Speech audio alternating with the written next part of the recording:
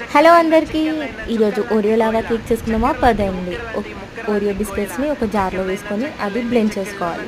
చేసుకున్న ఆ పౌడర్ని ఎయిర్ కంటైనర్ బాక్స్లో వేసుకొని బాగా మిక్స్ చేసుకోవాలి. చేసుకున్న తర్వాత ఒక టీ గ్లాస్ మిల్క్ వేసుకొని బాగా బ్లెండ్ చేసుకోవాలి. కలుపుకోవాలి. కలుపుకున్న తర్వాత 2 టీ స్పూన్ షుగర్ వేసుకోవాలి. తర్వాత బాగా బ్లెండ్ చేసుకోవాలి. చేసుకున్న తర్వాత ఒక half teaspoon baking powder వేసుకొని బాగా కలుపుకోవాలి. అలా కలుపుకున్న తర్వాత మీ దగ్గర మిల్క్ మేడ్ ఉంటే మిల్క్ మేడ్ వేసుకోండి. అది ఓన్లీ జస్ట్ ఫర్ టేస్ట్ కోసం అంతే. తర్వాత 2 టీ స్పూన్ మన కార్న్ఫ్లవర్ పౌడర్ వేసుకోవాలి. అది బాగా బ్లెండ్ చేసుకోవాలి.